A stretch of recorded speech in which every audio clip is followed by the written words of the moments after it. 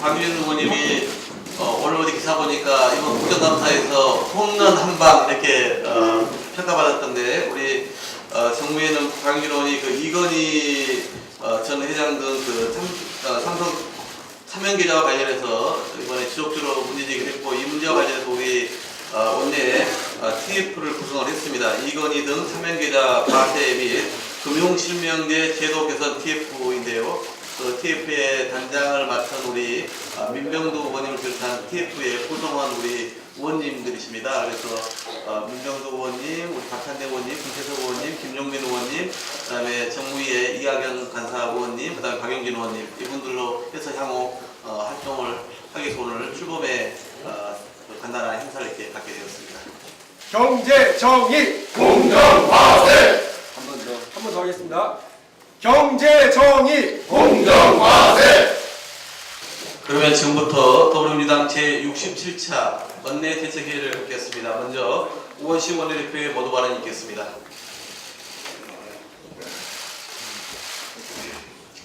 현지 시간으로 어제 새벽 이란과 이라크의 국경 지역에서 발생한 강진으로 수많은 인명 피해가 발생했습니다. 아직 정확한 집계는 나오고 있지 않지만 최소 수백 명에서 수천 명에 이르는 사상자가 발생할 것으로 예상됩니다. 희생자들에게 깊은 애도를 표하며 부상자와 유가족들에게도 진심 어린 위로의 말씀을 드립니다. 외교당국은 현지 교민의 피해 유무를 신속히 파악하고 관련 대책 마련에도 만전을 기해야 할 것입니다. 어제 국민의당, 자유한국당 두 당의 불참으로 산자위에서 홍정학 후보자에 대한 인사청문회 보고서 채택이 무산되었습니다. 두 당의 지도부 그리고 청문위원들께 깊은 유감의 뜻을 전합니다. 인사청문회는 후보자의 자질과 역량을 검증하는 자리입니다. 그런데 두 야당은 처음부터 홍 후보자를 부적격으로 낙인 찍고 사퇴를 촉구했습니다. 인사청문회를 정치 공세의 장으로 변질시켰고 청문보고서 채택마저 거부함으로써 국회 인사청문회 제도를 무력화시켰습니다. 정말 유감입니다. 홍정학 후보자는 문재인 정부의 5대 인사 기준에도 문제가 없는 인사였고 청문회를 통해 언론과 야당이 제기한 의혹에 성심성의껏 해명했습니다. 야당은 후보자의 해명과 그 근거는 충분히 합리적이었음에도 자유한국당 자료 미제출을 핑계로 막판에 인청을 보이콧했습니다. 청문회를 함께 마치고 보고서 채택 일정까지 합의한 국민의당의 불참은 더욱 납득되지 않습니다. 바른정당의 정은천 의원까지 6시간이 넘는 시간 동안 자리를 지키며 청문 보고서를 채택하고자 했는데 국민의당의 빈자리는 그래서 더욱더 큰 유감입니다. 무엇보다 두 야당의 채택 거부는 하루속히 정부 구성이 마무리되길 바라는 민심에 역행한 것이어서 더욱 유감입니다. 어제 개최된 바른정당 전당대회에서 유승민 의원이 신임 당대표로 선출됐습니다. 축하의 말씀과 함께 따뜻한 응원과 격려의 박수 또한 보내드립니다. 유승민 신임 대표께서 중도 보수 통합론을 이야기하셨는데 그 취지는 충분히 이해할 수 있습니다. 그러나 지금 우리 정치가 마주한 시대적 과제는 진보와 보수로 구분되어 나눌 수 없습니다. 지금 대한민국의 정치는 상식과 비상식이냐, 상식이냐 비상식이냐의 갈림길에 서 있고 개혁이냐 반개혁이냐, 민주화 민생을 위한 국가 대개조인가, 국정농단 기득권 체제 유지인가에 국민의 삶이 걸려 있습니다. 성찰에 기반한 상식의 정치가 복원되어야 하며 개혁 대연합을 통해 국민의 삶을 바꿀 새로운 정치의 길을 함께 만들어 갈 수 있기를 바랍니다. 바른정당이 세길에서 첫 번째 마주친 관문이 내년도 예산안 처리 과정에서 국민의 신뢰를 찾는 것이라고 생각합니다. 대한민국의 새로운 미래를 위해서 상식이 통하는 길을 찾기 위해서도 사람 예산 정의 입법에 바른정당의 적극적인 협력을 당부드립니다. 사람 예산은 우리 경제를 양극화, 불평등의 늪에서 구해내고 공정하고 정의로운 경제 질서를 실현하기 위한 마중물입니다. 이는 유 대표께서 평소 강조해온 따뜻한 보수와 그 길을 일맥상통하는 것입니다. 특히 적폐청산의 제도화를 위한 정의 입법은 국정농단의 재발을 막기 위한 근원적 처방일 뿐 아니라 새로운 보수가 마땅히 먼저 깃발 들고 걸어가야 할 길이기도 합니다.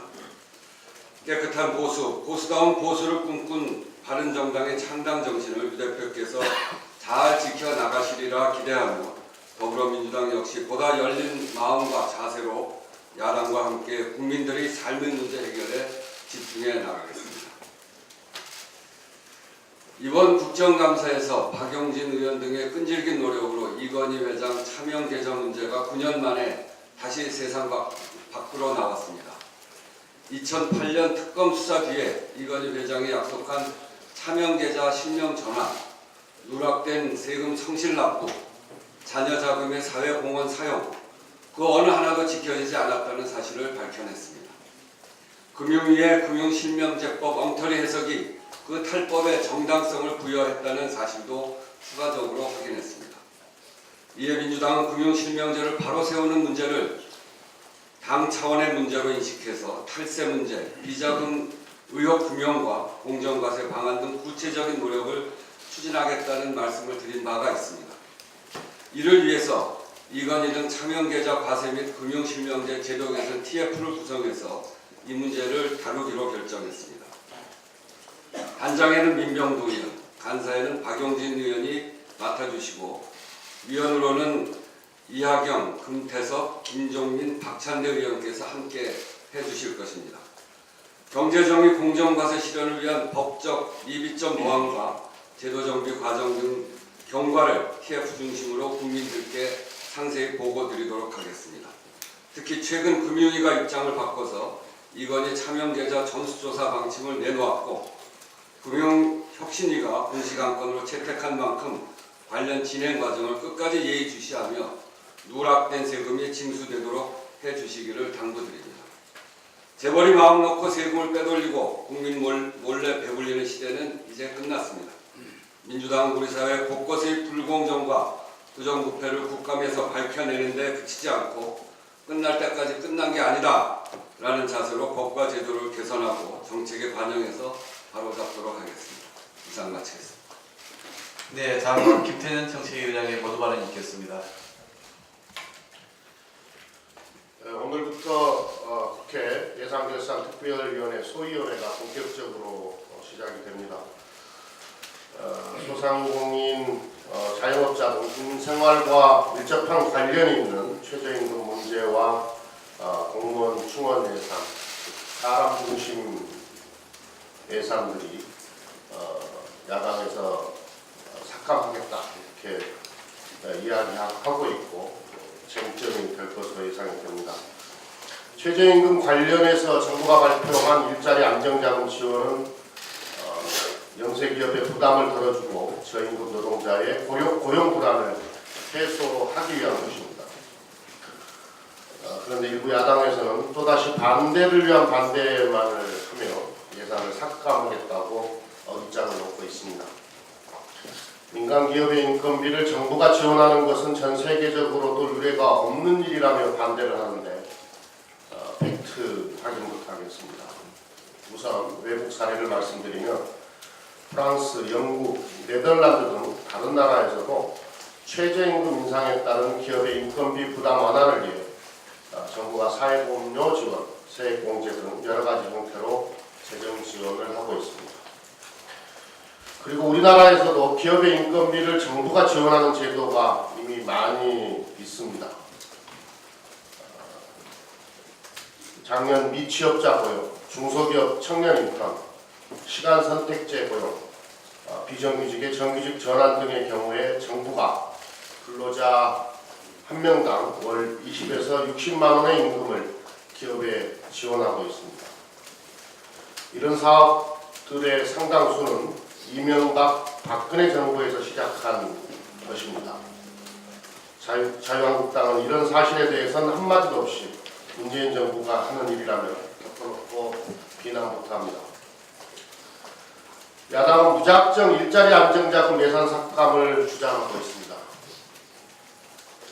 최저임금 인상도 아동수당 도입, 기초연금 인상과 마찬가지로 지난 대선에서 모든 후보들의 공통 공약이었습니다. 이제 와서 최저임금 인상 자체도 반대하고 영세기업 소상공인 지원도 반대하며 야당의 대안은 도대체 무엇이었고 지난 대선 때의 국민과의 약속은 무엇이었는지 답변을 해야 합니다.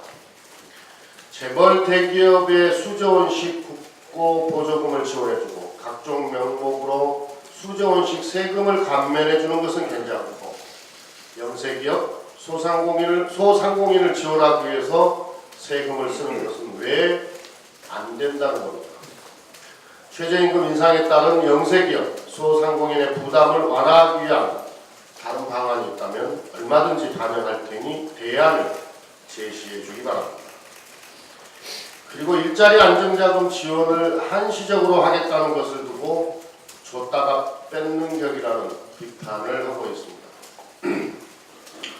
더불어민주당과 문재인 정부의 근본적인 목표는 영세기업과 소상공인이 최저임금이 1만 원이 돼도 감당할 수 있을 정도로 경쟁력을 강화하고 불공정한 가불관계 등 잘못된 경제 구조를 바로 잡는 것. 한시적 지원이라는 것은 최저임금 인상에 대한 정부 지원이 필요 없도록 영세기업, 소상공인을 발전시키겠다. 그런 의미입니다. 더불어민주당은 사실 왜곡이나 극단적인 숫자 장난으로 국민을 속이는 일부 야당의 예산 삭감 주장에 대해 강력하게 대응하겠습니다. 문재인 정부 첫 예산이자 대한민국의 새 미래를 위한 2018년도 예산안 처리에 최선을 다하겠습니다. 최근 언론 보도와 관련해서 대형병원 갑질 관련해서 간단하게 한 말씀 드리겠습니다. 최근 언론에 보도되는 일부 대형병원의 보건의료인들에 대한 갑질 행태가 도를 넘었습니다. 전공의 폭행 사건은 예사고 국립대 병원이 신입 간호사들에게 월급으로 30만 원을 지급하는가 하면 비용 절감을 이유로 간호사들이 의료용품을 직접 구매해 사용하고 심지어는 신입 간호사들에게 선정적인 옷차림을 시키고 재단 행사에서 춤을 추게 하는 구태까지 벌어지고 있습니다. 민간 사기업에서 일어난 일이라 해도 문제가 되는 상황에 국민의 건강을 책임지는 의료기관에서 있어서는 안 될 일입니다. 이는 피해 당사자들의 문제를 넘어 국민 건강에 위해를 가할 수 있는 심각한 문제입니다. 의료의 공공성 강화를 위해서라도 보건 의료 인력의 노동 현장부터 개선해야 합니다.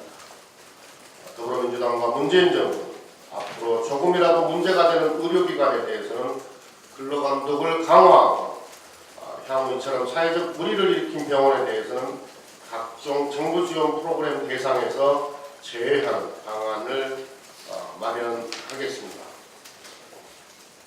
내년 4월부터는 육아휴직 후 복직한 직장인들도 온전하게 연차 휴가를 쓸 수 있게 되었습니다. 그동안 출산 휴가와 달리 육아휴직에 대해서는 휴직 기간만큼 연차가 삭감되어 육아휴직에서 복귀한 워킹맘, 워킹 대리들이 아이가 아프거나 갑자기 아프거나 했을 때 연차 휴가를 사용하지 못하는 문제가 있었습니다. 또한 근속연수가 1년이 되지 않은 신입 직원들도 다음해 연차를 당겨 쓰던 불편함 없이 최대 11일의 유급휴가를 받을 수 있게 되었습니다. 이는 지난 9일 국회 본회의를 통과한 근로기준법 개정안에 담긴 내용입니다. 이는 더불어민주당의 대선 공약이자 문재인 정부의 국정 과제입니다. 더불어민주당은 이번 정기국회에서 1. 가정양립, 저출산 문제 극복을 위한 여러 법안과 예산들이 차질 없이 통과될 수 있도록 최선을 다하겠습니다. 다음은 이원희 등 참여기자 과세 및 금융실명제 제도 개선 TF 민병우 단장의 현안 발언이 있겠습니다. 네, 오늘 TF 단장으로서 회의에 참여하게 되었습니다. 오늘 이 TF는 정무위에서 박용진 의원이 삼성 특검이 밝혀낸 이건희 차명되자 4조 4천억에 대한 사회보험 약속이 지켜지지 않았고 또 이에 대한 과세가 제대로 집행되지 않은 것을 밝혀냄에 따라 금융실명제의 애초의 원칙, 모든 거래는 실명으로 해야 되고 이에 따라 과세는 정당해야 한다는 그 원칙을 다시 확인하기 위해서 TF가 출범하게 됐습니다. 의원식 원내대표하고 김태년 정책위 의장이 여기에 힘을 줘줘서 오늘 공식 출범하게 되었습니다. 오늘 TF 본격 활동에 앞서서 우선 TF 단장으로서 삼성과 이건희 회장한테 촉구하는 바입니다. 삼성 특검에 밝혀낸 차명재산 4조 4천억에 대해서 당초 국민에게 약속한 바 증여세 납부하고 그 다음에 사회보험 약속을 이행할 것을 촉구합니다. 삼성의 시황이 사상 최고이고 영업이익이 사상 최대인들 무슨 의미가 있겠습니까? 조그만 제품의 하자도 리콜을 하는 시대입니다. 국민에게 약속한 바를 이행하지 않는다고 한다면 소비자 주권 시대에 이처럼 구민을 희롱한 행태를 유지한다고 한다면 삼성의 사상 최고의 시황과 영업이익을 올린들 무슨 의미가 있겠습니까? 삼성은 즉각 당초의 약속 이행을 할 것을 촉구하는 바입니다. 이번에 TF는 우선 금융당국이 엉터리 해석을 하고 또 여기에 편승해서 이건희 회장과 그 일가가 증여세 등 과세를 제대로 그 임무를 이행하지 않은 것에 대해서 우리가 철저하게 밝히는 것을 원칙으로 하고 있습니다. 그래서 세종당국과 우리가 금융당국을 현장에 가서 확인을 하고 실제 내용을 진행을 파악을 하고 철저하게 금융실명제 원칙에 따라서 차명거래 이후에 불거진 여러 가지 의혹에 대해서 국민이 납득할 수 있도록 철저한 행정집행을 할 것을 촉구하는 바입니다. 아울러 CJ, 신세계, 동부건설, 빙그레, 한국콜마, 한국철강, 천일고소, 다세 등 10여 개 기업에 대한 금융실명법 위반에 따른 정당한 세금 환수도 집행되고 있는지 우리가 들여다볼 것입니다. 이러한 활동이 무엇보다 중요한 이유는 차등과세와 증여세의 제척기간이 점차 다가오고 있다는 것입니다. 그런데 그동안 금융당국의 그 관성과 또 엉터리 해석 이와 같은 태도로 볼 때 우리가 이것을 현장에서 일일이 감독하고 또 촉구하지 않는 한 이런 제척기간을 갖다가 지나갈 위험이 있기 때문에 굉장히 시간이 급박하다 하는 생각을 갖고 있습니다. 다음 두 번째는 2014년도에 금융실명제법이 개정되어서 모든 차명거래를 원천적으로 금지하고 있습니다. 원천금지 예외 허용으로 법이 개정되었습니다. 근데 이 법이 개정되고 발효되는 데까지 1년의 여유를 줬는데 이 1년의 여유 기간 동안 사실은 현금 인출이 거의 없었습니다. 현금 인출이 거의 없었다는 것은 실제로는 차명이 존재하지 않는다는 얘기일 수도 있고 이 차명을 교묘한 방법으로 은닉하거나 이월해서 사용했을 가능성도 있다고 봅니다. 그래서 저희는 FIU 등을 통해서 왜 이 1년간의 유예기간 또 1년간의 유예기간 이후에 얼마나 많은 현금 인출이 갈지 계좌 이체리, 이동이 있었는지도 한번 살펴볼 필요가 있다고 생각합니다. 이러한 실태 파악을 정확하게 할 때만 앞으로 제도 개선에 대한 우리의 대응 방안이 나올 것이라고 생각합니다. 세 번째로 이 차명거래는 대형 비자금 탈세 사건의 본질입니다. 그래서 가장 중요한 것은 결국은 제도 개선이라고 생각합니다. 2015년 당시에 최경환 경제부총리 시절 밝혀졌던 해외 미재산 신고도 2조 원이 넘고 있습니다. 이러한 모든 것에 대해서 우리가 어떻게 제도 개선을 통해서 지하경제와 차명 거래를 단절할 것인지에 대해서 조만간 우리 TF가 대안을 내놓도록 하겠습니다. 고맙습니다. 네, 기대가 됩니다. 제가 먼저 얘기를 하고 우리 박경민 의원님 마지막으로 할까요? 네. 네. 만나면 좋은 친구 MBC가 김장겸 사장 해임을 계기로 정상화의 길에 접어들었습니다. 이로써 총파업 73일 만에 또 지난 9년간의 경영 파행과 노조 탄압의 세월을 딛고 마봉춘이 국민과 공영방송의 품으로 돌아옵니다. 해직된 6분 그리고 110명의 중징계자 또 병마 투쟁 중인 기자에 이르기까지 그동안 너무나 고생한 분들이 많았습니다. 빼앗긴 들의 봄이 찾아오고 공영방송에 오래된 미래가 늦게나마 실현된 것을 MBC 소속 직원들과 그리고 우리 국민들과 함께 축하드립니다. 앞으로 새 경영진의 조속한 구성을 통해 언론정학 역사를 성산하고 새로운 MBC의 비전을 당당히 펼쳐나가시기를 힘껏 응원하겠습니다. 마봉춘이 돌아왔듯이 고봉순 KBS도 조속히 돌아오길 기원합니다.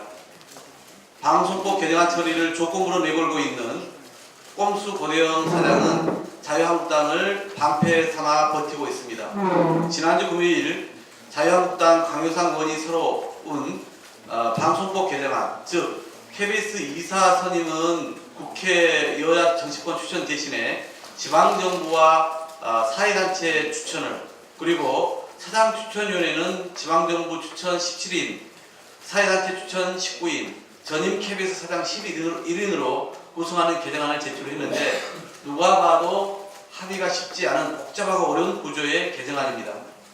이미 제출된 방송법 개정안과 병합 심리를 하더라도 당장 합의안은 도출하기 어려운 사정에 처했습니다.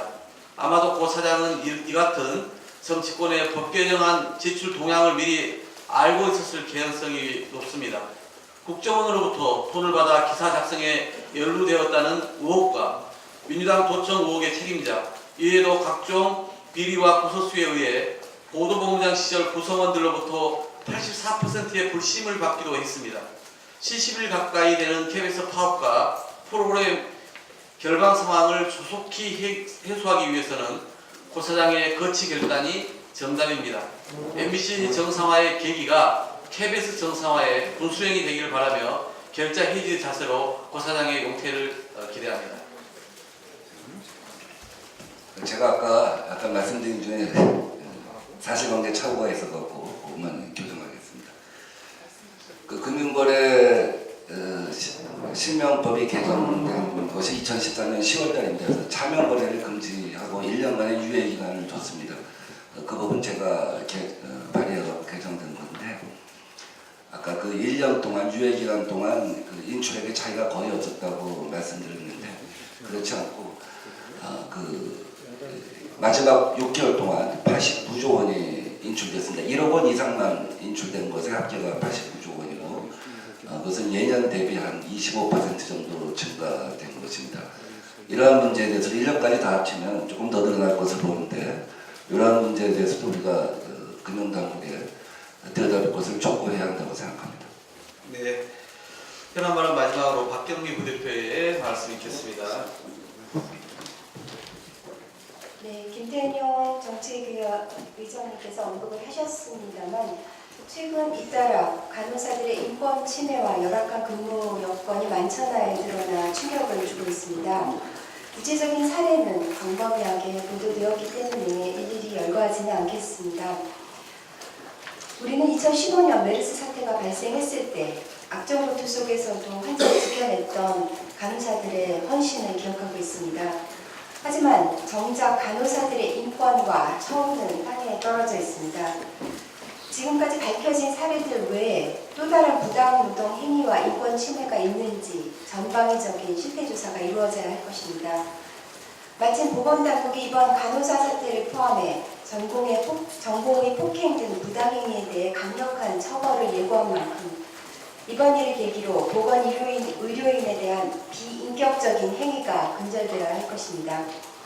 더불어 정부 여당은 간호사들의 근로 환경 개선과 복지 향상, 보건 의료 인력의 원활한 수급을 위해 더욱 노력하겠습니다.